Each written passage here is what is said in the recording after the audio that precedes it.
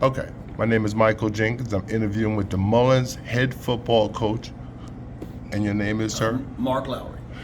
Coach, tell me, since spring practice, is your team somewhere near where you felt like they needed to be at this time? At this time, we're pleasantly surprised where we're at. We were actually a little bit further along than we were thinking at this time. But having said that, we're nowhere close to where we want to be. Right. But we just, looking at last year, we weren't sure. There were some things we thought we needed to scale back on, but when we got into spring practice, we realized that a lot of things are starting to click for them. Right. And, some people say, well, this is really your year one, but I don't like using last year as an excuse. There's no excuse. It was what it was. The only difference with last year and this year is there was no off season. Right. And the biggest thing for us is trying to change the culture and trying to change the mindset and having those young men understand that any game we win this year will be based on what we did from the time the last season ended to now. And they bought into that. They've been in the weight room. Our numbers have been really big. We've had the first ever spring football game. So having said all that, the reason we are further along is because the kids are bought in. When you have the season we had last year, you look at things like, how the kids will respond. What's the morale? What's the attitude going to be like? And it's been incredible, And so where we're at right now is more of a testament to them and the belief they've had in us and the belief in the system and the process. And I know that some of those are cliche coach lingo, but be honest with you, that's just what it is. Okay, so tell me, Coach, about your travels. Okay, I first started off many years ago as the head football coach at Waccamaw Academy. Okay. And that was fresh out of college, and that was kind of accidental. And but I started coaching. A young man who had hired me was fired that season. The school kept me on, and I became the head football coach and athletic director. That school closed down like a lot of private schools do, and so I went back to Coastal to get a second certification in education because I had the bug to be a coach and a teacher. Okay. And so I've gotten bigger, faster, stronger, level 3 certified for the weight room. I went back to Coastal, got my certification, and out of that, I coached 2 years at Myrtle Beach High School. Okay. And then went to Ainer High School for my first teaching job / coaching job. And met a lot of good people. Was coached under Dave Manus back then, who's recently passed away. And but he was a legend in Ainer. And also met Coach Jody Jennerette, who was my assistant coach at the time. Right. With the middle school back then. He did a great job over there. He came? Would he come from Hartsville somewhere? Yeah, he was at Ainer for a little bit as an assistant. Went to his first varsity, coordinator's job was at Conway High School. Okay. And then from Conway High School, we took over at Ainer as a head football And coach. they became a big problem. Yeah, and then now he's the head coach at West Florence. Right. And so I actually, going back to the Conway thing, I went to Conway for 2 years during their state championship run, and we went 2004. And when Jody went from offensive line coach, Coach Jennerette went from offensive line coach to offense coordinator, I became the passing coordinator for him. So Okay. we kind of like switched roles a little bit. But again, it's just I learned from some good people. But my first job as a coordinator with the high school was in Carolina Forest. I was one of the original staff at Carolina Forest High School when they first started. Okay. And I was able to coach under Coach Shane Williamson, Okay. who is now the CEO and president of Fellowship of Christian Athletes. So I was around a high character guy and realized that Christian coaches can coach very intently, very intensely. And he showed me that, and also showed me, that you got to coach the heart of a kid before you coach anything else. Right. Then I was able to coach Jordan at Conway. I spent 1 year coaching defensive backs at Soxty High School with Coach Bernie Bourne, who won some state championships at I remember Sherrall. him. Yes. And incredible guy. Right. Incredible man. And because through some of my coaching and different things like that, I've been able to, with some of the things we've done offensively and innovatively, have been invited to go speak at Glacier Clinics on a couple different occasions, and that's one of the biggest national clinics in the nation. And was able to speak in Charlotte, and also was invited to speak in Atlanta on a lot of things we do, and so that was an honor. And but I kind of still see myself as a student of the game. I'm trying to learn all the time. Right. I do believe in what I believe and what we run and what we do, and I have the most respect for coaches who are like that, who are convicted in what they believe. Whether or not I believe it or not, I love coming away from somebody going, that guy's nuts, right. but man, he sure does believe in that stuff, and because you can do a lot with that. You can do a lot when you believe in it, the kids believe in it. When you got a coach who's changing things from one time to the other, not good. They don't. Well, did you really believe what you were talking about earlier? And as far as like what we've been doing, so that's kind of where, as far as just going back to your original question, that's kind of how I got here. I saw this job, and over the years, I've been doing this 30 years. I've always known that Mullins is a place that's always going to have athletes. Definitely. Always going to have a lot of community support. Whether or not we have the same things as everybody else around us, which we don't. We got to overcome those things, and right. We can't worry about that. And I think that's a little bit of the mantra with these guys, and the things that I kind of had to kind of learn is like we don't have everything, but we got to that's part of who we are, and that we got to overcome those things and do some stuff. But having said that, the district is looking to make some improvements to facility wise. Can we be on pace with everybody else around us? Probably not.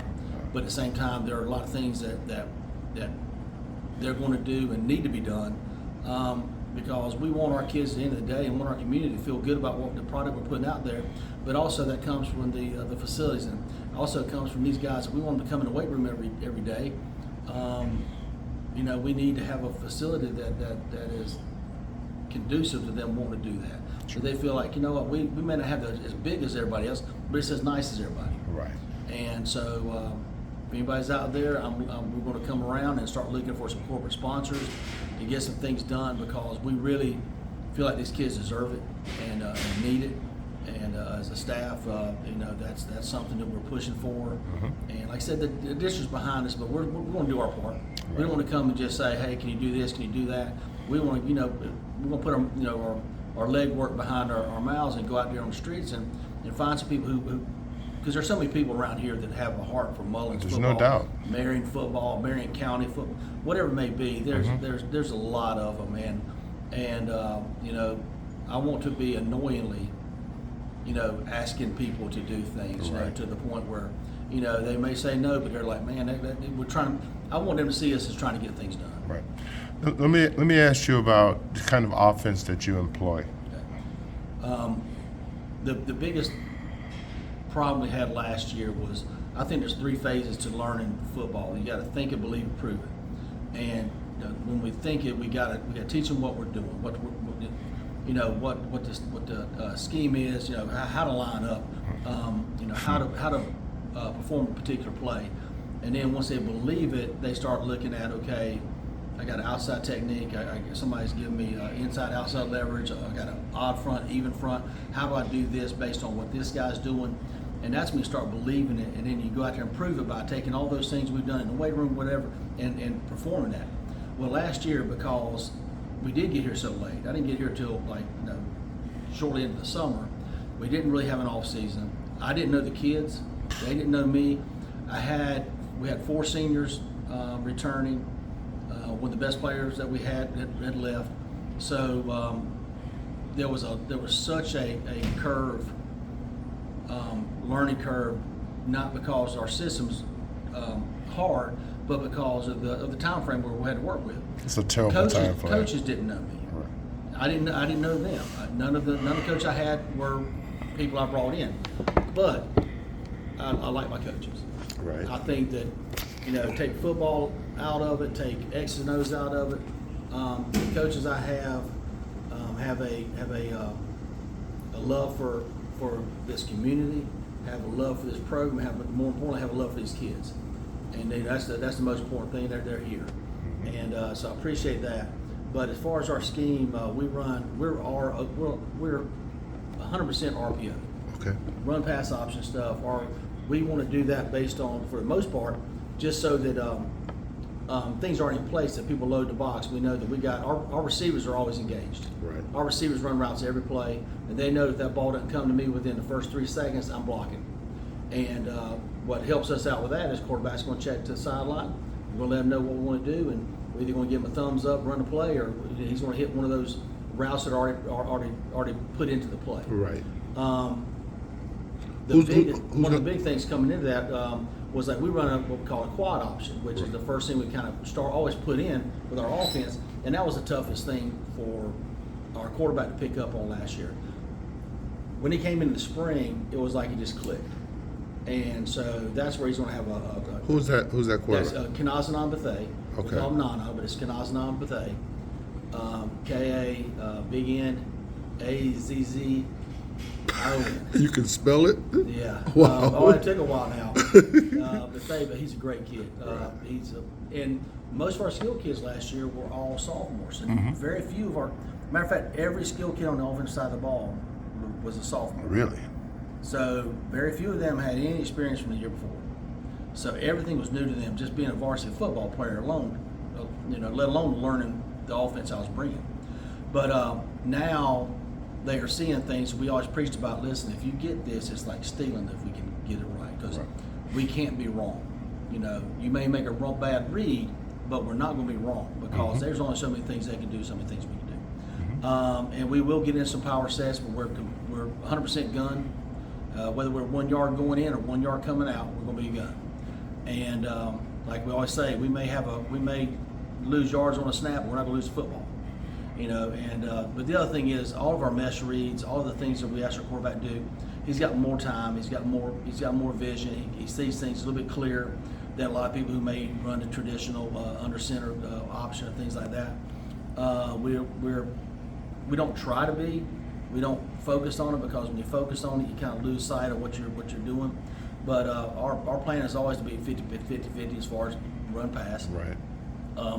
This year we're going to cover 2 on the defensive side of the football, and running more of a 4-2 front, and a lot more like what Georgia runs. And we didn't do that for any particular reason, other than the fact that we did feel like we had last year. We were 33.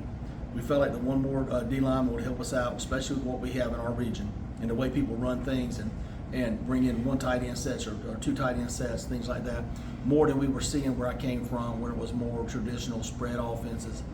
And we're running more cover 2. And one of the reasons we're doing that is I've always been a cover 3 guy, but we play against so much cover 2 that it's one of those things where we need to see this all the time. So we're going to run it. Right. And we've gotten the kids have bought into that. My coach has bought into that, and now we really like the way the run fits help us with the cover 2. And just how many people we can kind of get in the box on any given play, and just get creative with that. And we do feel like we have the personnel for that. So it like I said, it's been a really good fit for us this year. We had a really good spring with it, and we will get into some cover 3, but it's going to be it's just so much easier for us to do that out of the look we're in right now. Who are your wide receivers that you expect are going to be impacting? Like I was telling you, they all of our skill kids on the offensive side of the ball are juniors. They'll be juniors. Right. And we really like our receivers. Terrion Grant is going to be one of our slot receivers. He's 6 foot tall. Our other receivers are Antoine Crawford. Okay. Is like 6'3", 195. Had a great year last year. He's a basketball player? He's a basketball player. I know him. Yes, sir. And then my other basketball player is going to play tight end and plays the slot also, because he'll slide in at the H-back, is Braden Hughes. He's 6'3", I know him. about 6'3", 215 right now. Yes. And the weight room, those 2 guys in the weight room, some of them like Antoine, people can't recognize him. He's just hit the weight room so hard. And that's going to be such a bigger thing for us. But Braden coming across the middle, Antoine, being the single receiver side, doing a lot of things like that. And then we have Justin Rivas, another junior, who is was a lower state qualifier in the 100. Okay. He does a lot of our jet back stuff. He'll play a lot of slot receiver, doing some things. And so, with Kanazanin's ability to make plays in the backfield, and the biggest thing that Nana or Kanazanin brings to us is his ability to extend plays. Sometimes when it breaks down at the high school level, if you got a quarterback and keep his head, keep going some things, so this is tough. It was tough for anybody, but it's really tough for high school kids to maintain that coverage over the course of an extended play. Mm-hmm. It definitely is. Tell me about the morale of the coaching staff.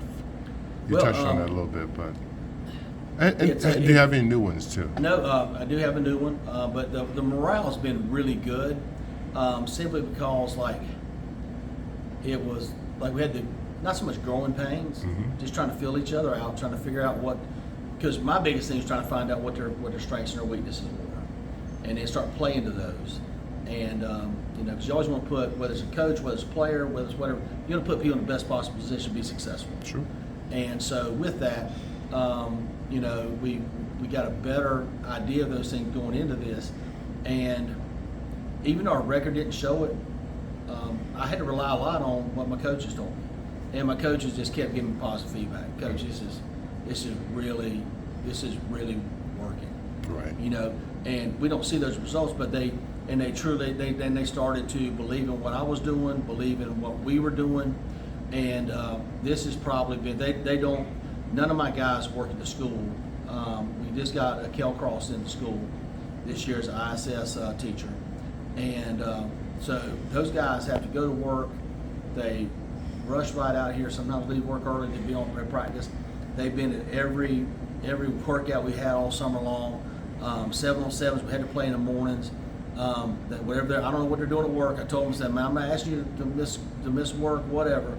You got livelihoods just like everybody else, but they get out of work and come to 7-on-7s in the morning. We had like 6 of them this summer.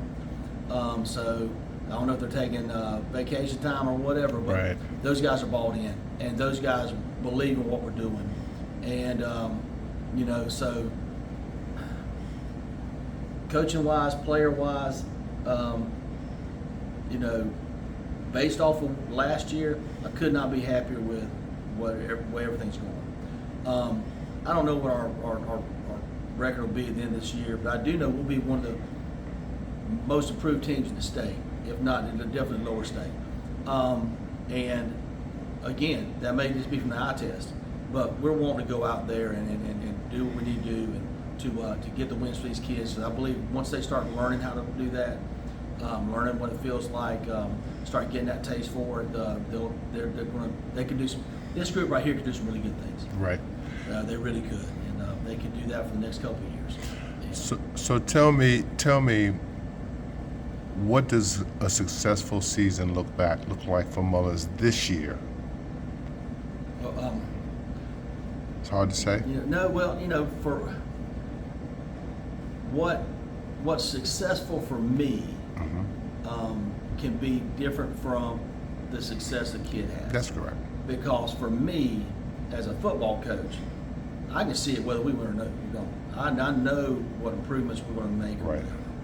But the competitive part of me knows I want to win. I want to win every football game we play. I mean, I did last year. But so when we lose, I don't sleep. Because I know that no matter how good we play, teenagers, classmates, whoever they see in the hallway, they base everything on W's. Sure. And they can go and say, well, you don't understand, we did this, this, and this. Well, did you win? As a coach, I can see that, but at the end of the day, that's what we're out there to do. We're out there to win. Right. So a successful season to me would be us making the playoffs. Right. And I have every intention of trying to have a home playoff. Right. Which means we would have to finish at the top of our region. And I believe we had the potential to do that. We definitely do. But at the end of the day, I couldn't be proud of these guys for what they've done right now. Right. And but none of that matters if we don't go out and prove it. Right. You got to think it, you got to believe it, you got to prove it. And I think they believe it now. Mm-hmm. We got to go out there and take the things we've been learning and make those happen.